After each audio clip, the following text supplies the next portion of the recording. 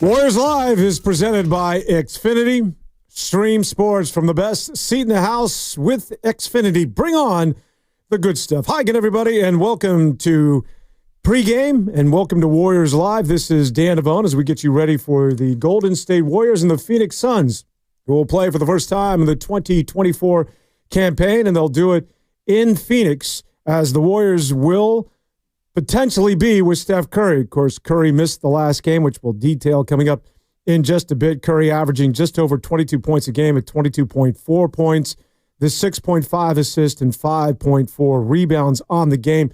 Again, listed as essentially a game-time decision. Officially, he is questionable as the Warriors take on a Suns team that comes in at 10-8 on the season.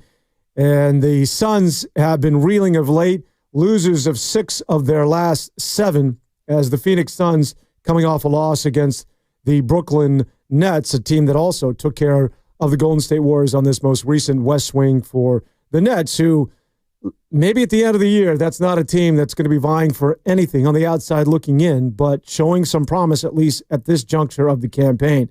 Getting back to the Warriors' injuries, Andrew Wiggins also listed as questionable. I'll give you a complete detailed list of all of the players that are injured and may not be able to go tonight for Golden State. So the Warriors have lost their last 3 in a row. They look to get healthy and right tonight against a Phoenix Suns team, as I talked about, also looking to get in the win column. The Warriors' last loss at the hands of Oklahoma City is the Thunder doing in Golden State in that narrow loss in which the Warriors had an opportunity to tie it and put it into overtime.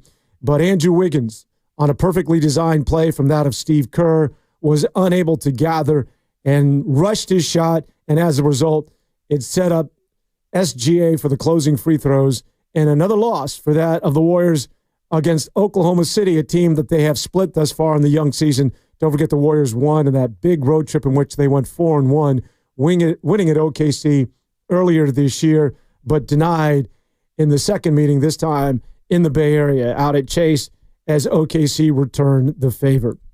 The big question, as we talked about earlier today on Warriors this week, is Golden State without Steph Curry. As I mentioned, Steph Curry has been listed as questionable for tonight's contest, but this was something that we had talked about not only going into this season, but it's been hovering around Dub Nation for the last couple of years. You know what Steph is going to give you, but at soon-to-be age 37, bad knees, which is what is lingering in the reason why he may not be able to go again tonight, once again listed as questionable. We'll have official word coming up. I'm assuming that Tim Roy will be able to hand that down to you coming up in about a half an hour.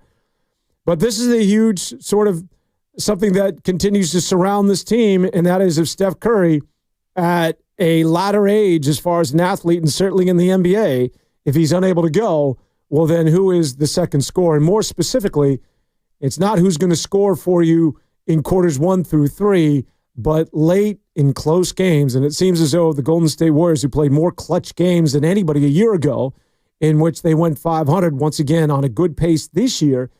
And let's face it, there's a good percentage in the majority of games in the NBA sort of hang in the balance these days. And when you're in these close games, it's not about somebody who's the second leading scorer that gives you 20 to 25 points. That's not named Steph Curry, but who is that player that's able to give you buckets in the closing moments of a contest that is not Steph Curry. We have talked about, and we talked about it earlier today, about Jonathan Kuminga being potentially that guy. And he is the name, first and foremost, that I think that's who people put the crosshairs on. That's who people point a finger at and say, well, it's time for this kid to now arrive in year number 4 and take over that scoring mantle again. Not being able to score throughout the first 3 quarters or even the beginning of that 4th quarter, but who, aside from Steph, late in the contest, do you feel comfortable with having the ball in their hands that they're either going to get to the free throw line or give you a bucket? And Jonathan Kuminga, while he's shown flashes, he still has not been the sort of player that has given the level of confidence, I think, to Steve Kerr and or I think to the fan base. While he continues to play well, we continue to focus on the fact that this guy's 22 years of age and has his entire NBA career in front of him. But the big question remains is, when is he going to level out, and when is that potential going to be reality? The other player, if it's not Steph, that late in contest that you would think or potentially could be relied upon to give you the big buckets would be Andrew Wiggins. However, Andrew Wiggins has not been that guy. Well, Andrew Wiggins has played much better, obviously, here in 2024. The Andrew Wiggins of a couple of years back, where you could rely on him in clutch moments, has not surfaced.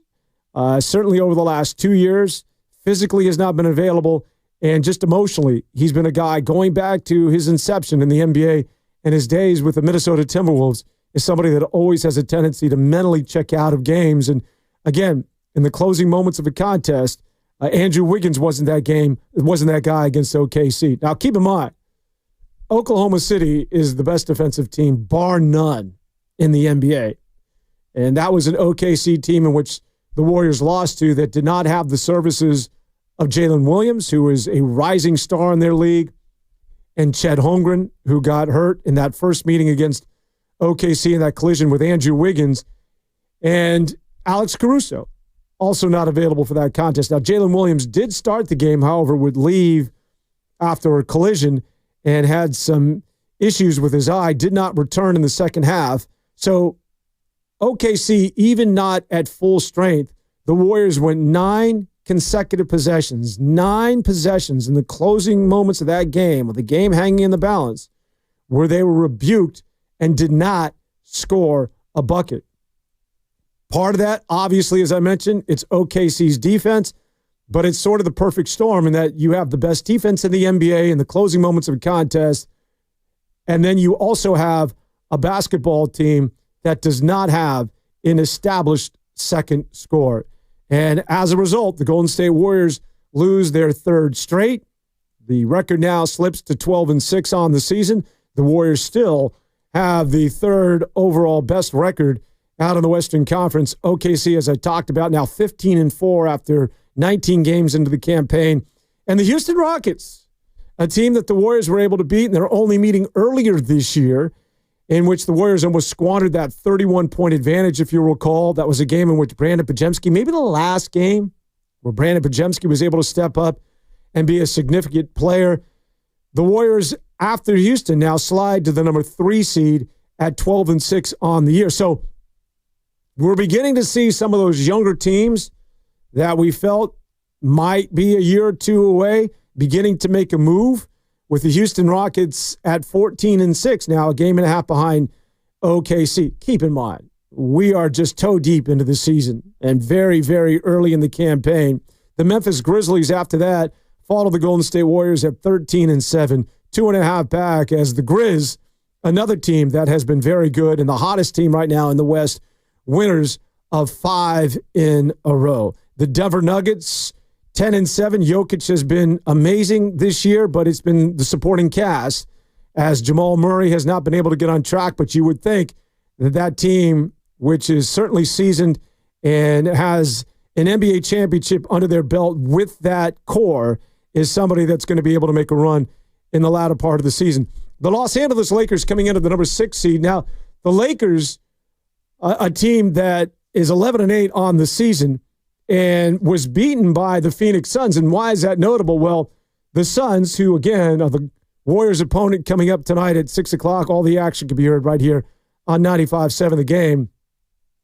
It was the Phoenix Suns that were able to take care of the Los Angeles Lakers, and that ended a 5-game losing streak. Not only did they beat the Lakers, which obviously with LeBron and Anthony Davis, who was having, and you're to talk about early season MVP candidates, AD has been absolutely humongous for Los Angeles in the early portion of the campaign. And Los Angeles has been a good basketball team, and the Phoenix Suns took it to them. And a lot of people, certainly Phoenix Suns fans, felt that, okay, well, after the 5 losses, we're now ready to make a run and or play sort of winning basketball. Because keep in mind, not only in these parts, we talk about the Warriors trying to get back into the winner's circle and getting back to an NBA championship and certainly a Western Conference Finals. But the Phoenix Suns are another one of those teams that it's basically Western Conference, if not NBA Finals, or bust. When your payroll is that significant and you're that top-heavy, Uric team with lofty, lofty expectations. And after losing 5 in a row, they get healthy against the Los Angeles Lakers, and that was earlier in the week. And then all of a sudden, the Brooklyn Nets come to town after upsetting and taking care of the Golden State Warriors. And once again, it was the Brooklyn Nets, this time taking it to the Phoenix Suns. And, very similar to that of the game against the Golden State Warriors, this is a Brooklyn Nets team that did it with a bunch of guys where you're like, wait, let me just Google that name. Who are these people? Aside from Dennis Schroeder, who continues to have this reclamation project of a season, he finished with 29 points, but was not the leading scorer. This is Brooklyn. Who? Nets is Therese Martin. Yeah, that household name. Off the bench, 30 points for the Brooklyn Nets to lead the way. And here's one for you. Do you remember this guy? Ben Simmons. He had 27 minutes to run, did not play against the Warriors. He finished with 14 points. But the big story in this one is the Phoenix Suns, after losing 5 in a row and then getting healthy against the Los Angeles Lakers and winning convincing against one of the obviously most notable teams in all of the association, people in that part of the world, the Valley of the Sun, felt as though the Suns were ready to go on a run, but it would not be, as they get tripped up by the Brooklyn Nets. And this is the first game since then. So it's two teams in similar situations. Now, the Warriors are in the midst of that 3-game losing streak. You're talking about a Phoenix Suns team that has lost 6 of their last 7. They both are sharing losses, recent losses. Earlier this week to the Golden State Warriors, the Warriors losing to Brooklyn, and then Brooklyn doing the same to the Phoenix Suns as the Brooklyn Nets continue to have a huge, huge road trip. In that last game for the Phoenix Suns, Kevin Durant led the way. He's having a huge year. He's averaging nearly 30 points a game, and he finished with 30 on the season. Bradley Beal had 17 points, but would leave that game with an injury. We'll get back, and as I mentioned in the injury report, we'll talk about whether Bradley Beal will be available for tonight's contest. Devin Booker continues to be Devin Booker. He finished with 31 points. And Tyus Jones, the new point guard, he finished with 10 points and 12 assists in the leading effort. In fact, over the last 6 games, he's had 3 contests with double-digit assists. And why is that significant is, well, the one knock on this Phoenix Suns basketball team is that they needed a point guard. That's the one thing they said since the departure of Chris Paul. When Chris Paul left, went to the Golden State Warriors, they've been in search of finding someone who could distribute, who could set up Devin Booker, who can balance the floor, make sure he gets it into the hands of a Kevin Durant, and make sure that, Bradley Beal gets it in his spots. And they were without that player a year ago, so they clearly during the offseason wanted to find that guy. And Tyus Jones has done his part, as Tyus Jones has been able to distribute. He had the 12 assists, as I mentioned, in the loss against Brooklyn. He finished with the 10 points. And the 10 points is notable because their head coach, Mike Budenholzer, had talked about not only do they need a point guard, but now that Tyus Jones has been so good as far as setting up the other players, but they need him to be a little bit more aggressive.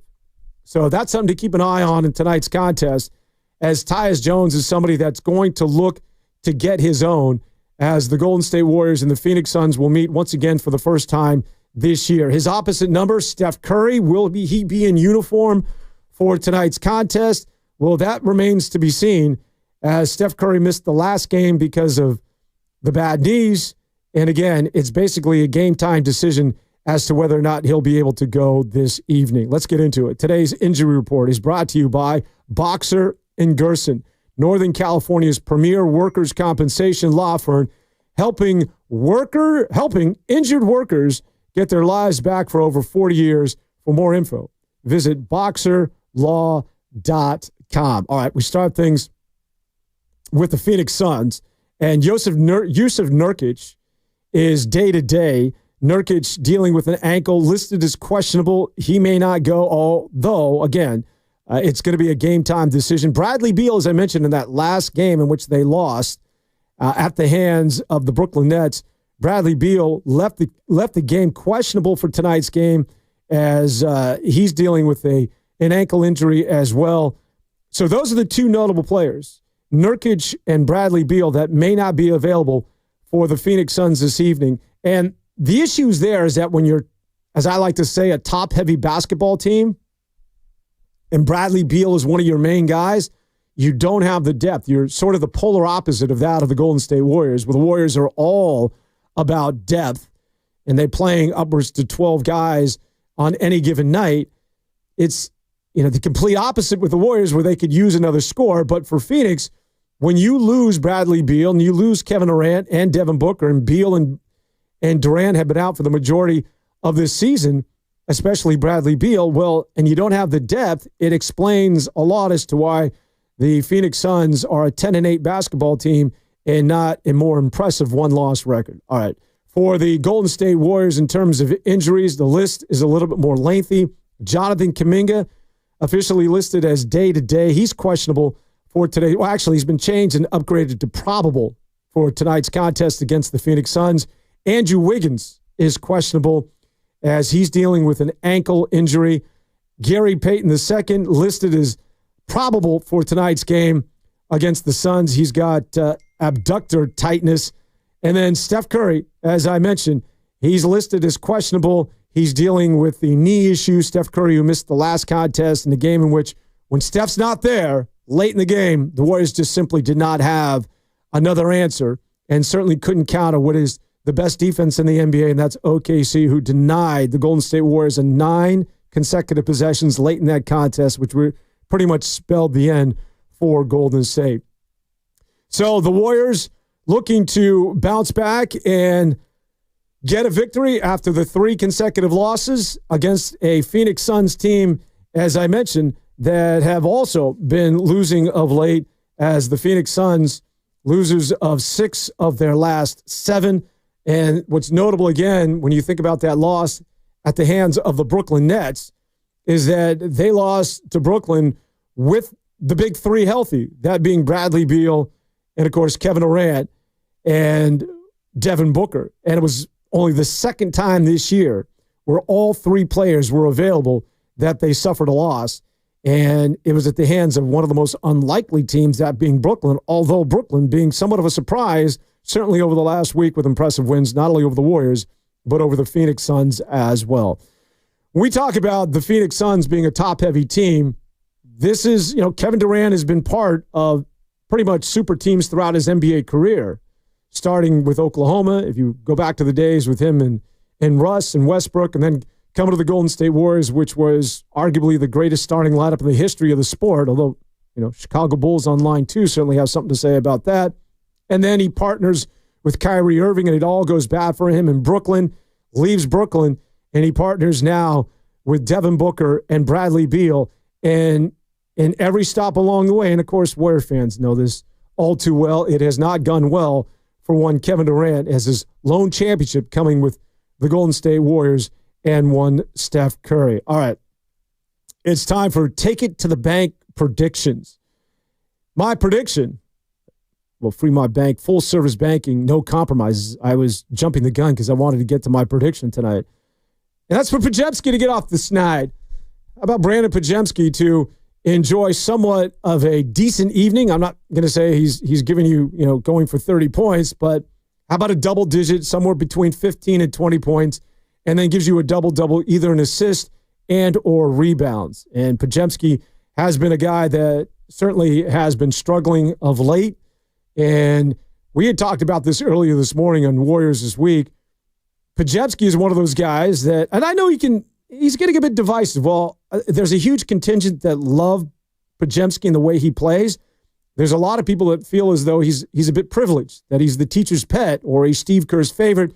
Why is Podziemski getting an opportunity to move to the front of the line? And certainly if I'm Moses Moody, I'm scratching my head, but Moses Moody being the professional that he is, and especially if you get a new contract, he keeps his nose clean, and you're not going to hear from one Moses Moody, but, Podziemski is a guy that gets a lot of run, even though he's in his own head and clearly has not been able to score the basketball. In fact, we threw out this statistic earlier today that he's at 19% from three-point territory.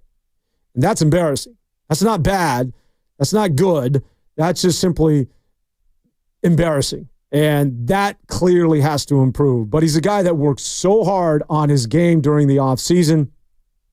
It just has not paid dividends for whatever reason up to this point. But you would like to think that tonight could be the night where Brandon Podziemski gets on track, as the Golden State Warriors, certainly as I talked about, could use that number 2 scorer. But the beauty, I guess, or the plus side when you think about Brandon Podziemski and why he is so valuable to this basketball team is while he doesn't score the ball, what he is able to do is give you all those other things, where he is a good and one of the better reboundings for a smallish guard. And, of course, we know about his defense and the charges in which he led the league a year ago as a rookie. He understands defensive rotations. And while on the offensive end, while he may not be able to score the basketball, there's value, and this is why Steve Kerr finds values in guys like this, much like that of Lindy Waters, in that you feel secure when the ball's in his hand as far as him making the right basketball play. And although it seems subtle, being able to know where to go with the basketball, being able to know how to distribute, making sure you can draw and kick or swing, whatever the case may be, you know that Brandon Podziemski is going to be a guy that is going to be able to make the correct decision. And as I mentioned, it's along the same lines as to why you see all of a sudden Lindy Waters getting an opportunity to start when DeAnthony Melton went down. I think logistically a lot of people felt as though, okay, that's an opportunity for maybe Jonathan Kuminga to slide into the 2 and the starting rotation, or certainly Moses Moody. And then it's Lindy Evans, of all people, that gets an opportunity to be that number 2 along with Steph Curry. And the reason being, well, again, it's a level of confidence that Steve Kerr has, not necessarily in scoring the basketball, but it's all those other things in the quote-unquote basketball plays and the confidence that you have that Lindy Waters is going to make the right decision. The out-of-town game of the night. You ready for this one? Because it's going to surprise you. The out-of-town game of the night? That's right. It's the Orlando Magic and the Brooklyn Nets. Huh? What?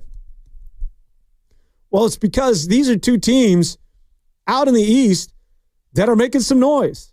And you talk about a laughable conference, and it was, talk about top heavy. It was the Boston Celtics and just about everybody else. But here comes the Orlando Magic, and they're doing it without their best player and one of the best in the NBA, and Bon Carroll. And it's been Franz Wagner. And the Orlando Magic are one of those young teams to keep an eye on because they have been very impressive. Jalen Suggs and company, they do it on both sides. They have 2-way players. And then the before-mentioned Brooklyn Nets. The Nets are a team that also very young, but with Cam Thomas and all of these players that nobody knows about. Martin coming off the bench and scoring 30 against the Phoenix Suns. And they have, as I talked about, impressive back-to-back victories now against the Golden State Warriors. And they have the Phoenix Suns who are scratching their heads as well. All right. Coming up in a matter of moments, we're going to hand things off to the voice of the Golden State Warriors, that being Tim Roy. Sit back and enjoy it. It's the Warriors and the Suns. And, of course, I'll see you after the game with Warriors Live in the post-game show, once again presented by Xfinity. Stream sports for the best seat in the house with Xfinity. Bring on the good stuff. We'll see you after the game. Enjoy it, everybody.